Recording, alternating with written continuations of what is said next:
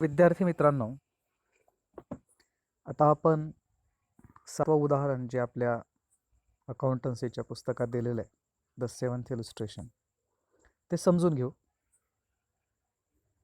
असं पाहायला गेलं तर उदाहरण सोडून दाखवायची तशी काही गरज नाही आहे. नाहीतर मी रजिस्टरवर कशा पद्धतीनं सॉल्व करायचं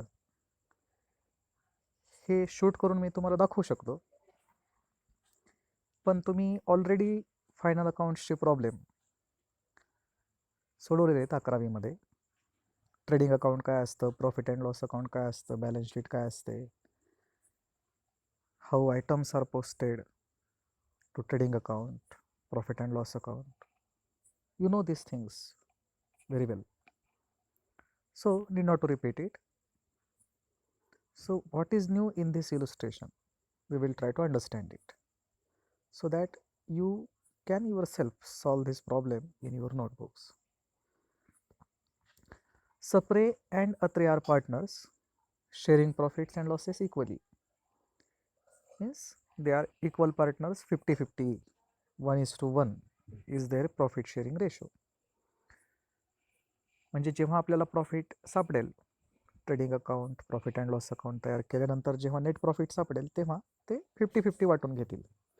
from the following trial balance and adjustments prepare final accounts. Trial balance as on 31 March 2019. म्हणजे आपण या तारखेला आहोत सध्या, 31 March 2019. We are concern with the accounting year 2018-19. Debit balances, the trial balance is in T form. So, it is rather simpler than the other form, journal form, to understand. The list of debit balances, sundry debtors, asset, purchases, trading account debit side, returns. Debit returns, I mean the returns which are having debit balance are sales returns. Will be deducted from sales. Opening stock, trading account. Land and building is asset. Carriage trading अकाउंटला येईल. फक्त carriage outward येतं profit and loss अकाउंटला. Just carriage is taken as carriage inward, means the carriage paid on bringing the goods into the business. Purchase expenditure it is the expenditure which is made to acquire the goods. That expenditure is called direct expenditure. So, expenditure on purchase of goods is direct expenditure. Rent, rates and taxes, indirect profit and loss account. Drawings are there, Sapre, Atre, will be deducted from capital. Then salaries, profit and loss account, indirect expenditure. Bad debts is loss, profit and loss account debit side. Machinery, some important information is given in the bracket. What is that? Additions on 1st October 2018 of rupees 10,000. Means the amount of machinery we see here is 25,000. I mean at the end of the year the total machinery we are having is of rupees 25,000. Out of 25,000 the machinery of rupees 10,000 was purchased in the middle of the year, that is on 1st October. So out of 25,000 machinery of rupees 10,000 was used for on just 6 months. So while charging depreciation we will have to charge depreciation on this part of machinery which is new one for 6 months, and remaining machinery is old machinery, that is machinery of rupees 15,000. Full depreciation, I mean depreciation for the whole year for 12 months will be charged on that old machinery. Advertisement, indirect expenditure. Provident fund investment, you know that investment is asset, so it will be shown on asset side. Sales revenue, it is trading account credit side. Sundry creditors liability, Sundry income is indirect income, profit and loss account, credit side. Capital is there. Is there current account? No, there is no current account of partners, means this is fluctuating capital method. We can make changes in it. So drawings will be deducted from capital. Provident fund, this is liability. आपल्याकडे जे कर्मचारी employees काम करतात त्यांना त्यांच्या अडचणीच्या वेळेला मदत करता यावी म्हणून बिझनेस काय करत असतो, एक फंड क्रिएट करत असतो, निधी जमा करत असतो, पैसे गोळा करत असतो. ते त्यांना न देता स्वतःजवळच ठेवतो. जेव्हा ते अडचणीत असतील तेव्हा त्यांना ते दिले जातात. आणि तशी अडचण नाहीच पडली तर रिटायरमेंटच्या वेळेला त्यांचे पैसे त्यांना दिले जातात. आणि हा जो फंड असतो यामध्ये बिझनेसही पैसे टाकतो आणि जे एम्प्लॉईज आहेत त्यांच्या सॅलरीमधून सुद्धा पैसे कट केले जातात. Anyway, this is liability. Returns. Credit returns means returns having credit balance. They are purchase returns, will be deducted from purchases. Commission pre-received. Pre-received income is liability unless the period for which it is received gets expired. Therefore, it will be shown on liabilities side. Only one effect. RDD, reserve for doubtful debts.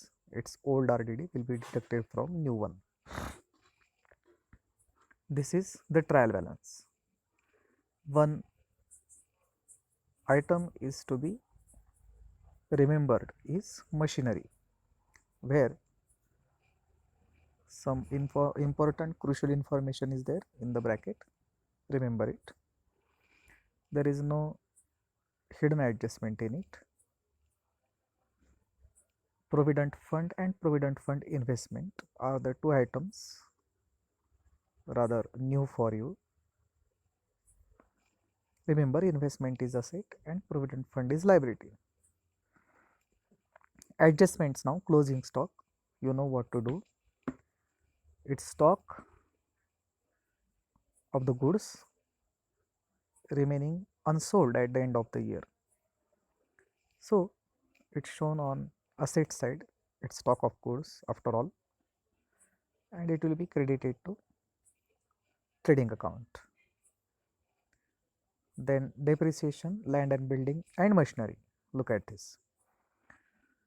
We will have to see the solution how they have depreciated the machinery, because some care was to be taken while depreciating the machinery. Depreciation on land and building, 5% of 10,000, 5,000, that's right. And depreciation on plant and machinery, 25,000 is the value of machinery at the end of the year, and 10% depreciation on it, we can see the figure 2,000. So as we already have discussed, the old machinery of rupees 15,000, it's 10%, 1,500, and machinery which was purchased in the middle of the year of rupees 10,000, its 10% is 1,000, and for 6 months 500. So 1,500 plus 500, 2,000 is the actual total depreciation on machinery. So 25,000 minus 2,000, 23,000. Okay, they have considered that information, and because of that we can see the correct amount of depreciation.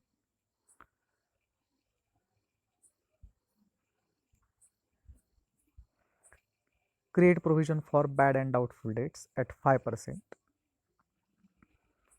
on sundry debtors. This is new RDD, and write off rupees 1,000 for bad debts. These are new bad debts.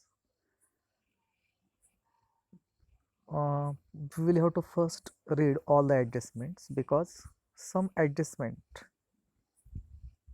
may have influence over the previous adjustments.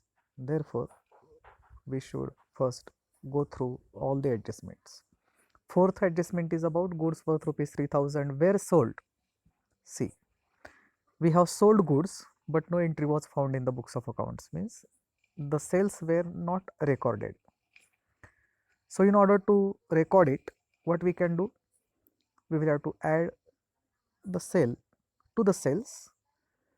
So we can see sales plus unrecorded, total sales 88,000 now for the year, and they have deducted returns from it, as we know. What will be the second effect of it?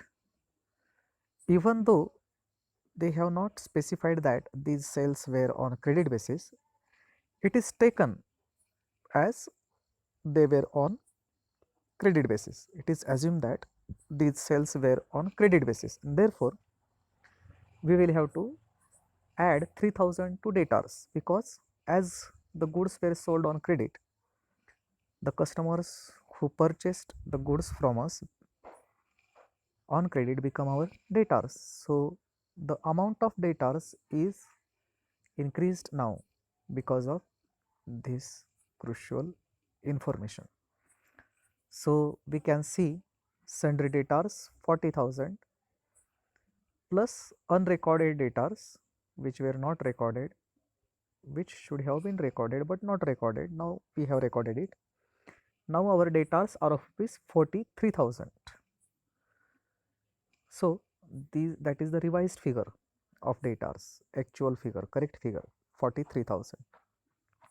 So what we have done for that adjustment of unrecorded sales, we have added the sales to the sales in order to arrive at the correct figure of sales for the year, and we have added the amount to debtors assuming that these sales were on credit basis. So the amount of debtors increase. So now we will have to go for the third adjustment, the previous one, because it becomes easier to look at the correct value of debtors after considering the fourth adjustment. So debtors 40,000 plus unrecorded 3,000. Now the total debtors 43,000.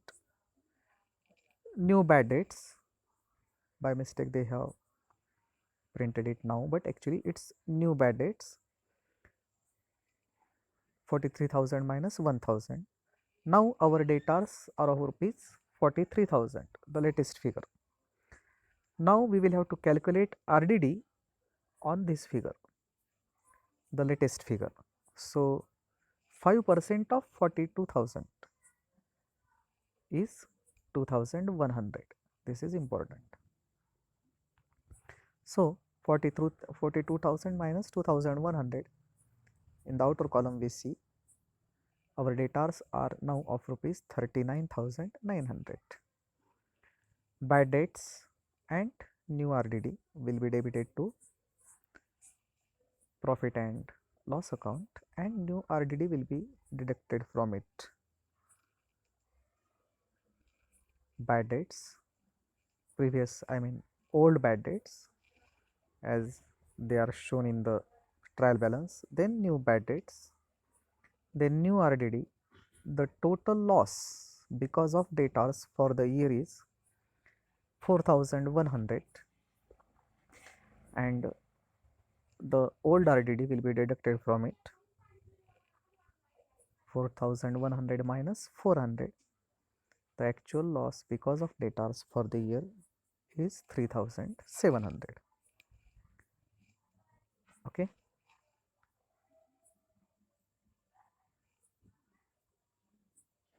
Now the next adjustment. Outstanding carriage.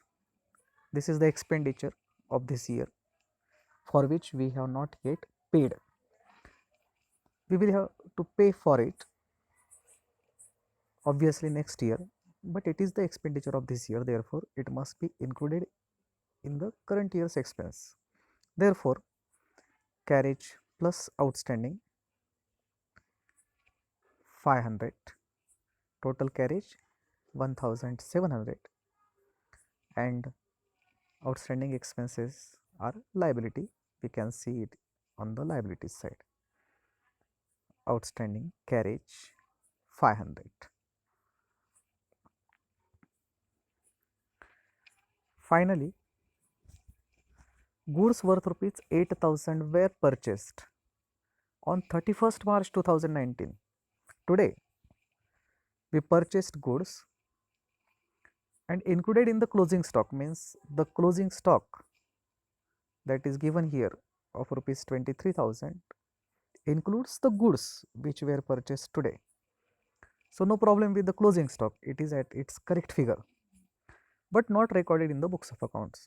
We have considered these goods in the closing stock, taken the goods in the closing stock, but we have not recorded that purchase of goods. Again, this purchase is treated as credit purchase. Therefore, we will have to add 8000 to purchases in order to know the correct figure of purchases. Purchases plus unrecorded purchases. So, actual purchases for the year 73,000, but some returns were there of rupees 1500. So, for the year total expense on purchases is just 71,500, not 73,000. Now, what will be the second effect of unrecorded purchases? As we know, these purchases are assumed to be on credit basis. So, the persons from whom we purchase goods on credit become our creditor. So, we will have to add rupees 8000 to the amount of creditors. So, known creditors were 23,000 and unknown till this date, till this moment, unknown creditors were of rupees 8,000. So, total creditors now become of rupees 31,000. This is what something new in adjustment. What was that? Unrecorded purchases and sales. It's not actually new for you. You are already familiar with it. In the previous couple of problems, such adjustments were there, yet you are not yet habitual with such adjustments. And what was there another thing to be noticed? The depreciation on machinery, where we will have to consider the actual usage period of the new machinery which was purchased in this year, 6 months. I hope now you are in a position to solve this problem. I have explained all the information and I have explained in detail all the important information in this problem, important points which are in this problem. Now you go for it, you get the problem solved in your notebook, and when the college starts, show it to me. Thank you very much.